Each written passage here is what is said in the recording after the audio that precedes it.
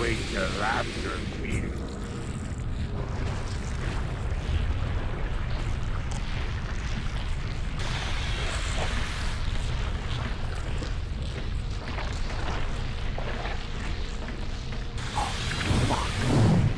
Call of Cthulhu Dark Corners of the Earth is a first-person action-adventure game that kind of looks like a shooter but actually combines stealth and adventure elements. It's similar to games like Thief and Deus Ex and System Shock in that it just throws all this stuff together into this one really atmospheric experience.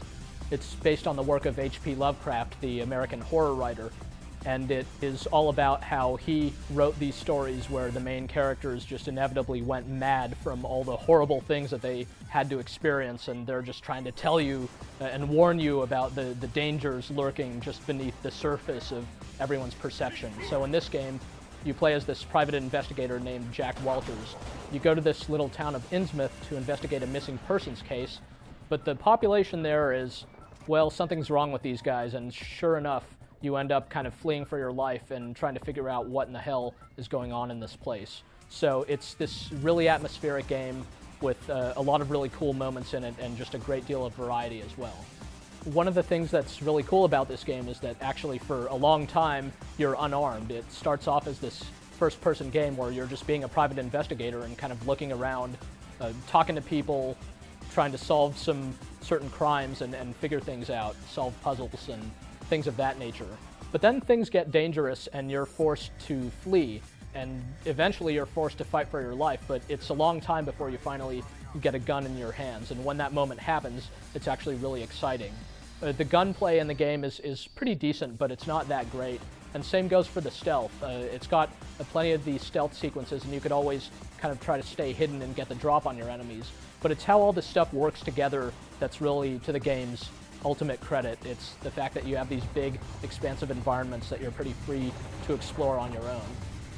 Call of Cthulhu really does a lot with its first-person perspective, more than what you'd expect from like a typical shooter. But for one thing, there's no interface on the screen at all, which a few games have tried out, but this one, it really nails it. So you don't see any kind of health meter, you don't see any ammo. It's just what you see through the character's eyes, and you get other types of feedback like the controller rumbling or kind of blood on the screen and stuff like that to indicate that you're taking damage or losing sanity and things of that nature. But apart from that, you also sometimes will see the character's arms kind of go into the scene when he's manipulating a safe or performing other types of actions or maybe getting knocked out and things like that. And those really help draw you in and make you feel like you really are in this character's body.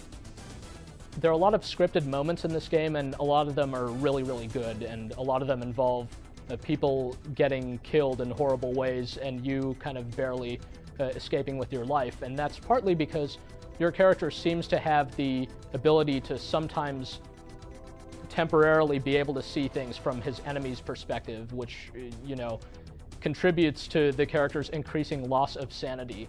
So the sanity effects in the game are pretty cool. Like, they just make your vision start to kind of swim as you're faced with these horrible truths and these weird things that the human mind isn't supposed to comprehend and all that. And so just when things start going really, really terrible and horrible things are happening to you at the same time, you'll find it really hard to actually see what's happening. And that might sound pretty frustrating, and sometimes it actually is, but for the most part it works really well to just make you feel bewildered by these sequences that you just kind of barely manage to come out alive from.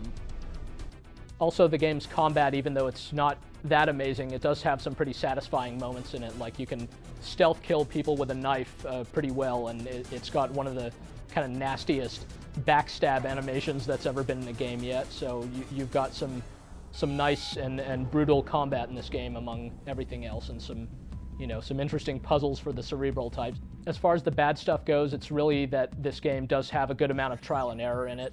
There are going to be many times where you die kind of multiple times in succession just trying to figure out what to do, and there tends to be a pretty specific way out. The thing is, these events are interesting enough to where it's not that frustrating for long, and you'll really want to press on and figure out what happens next.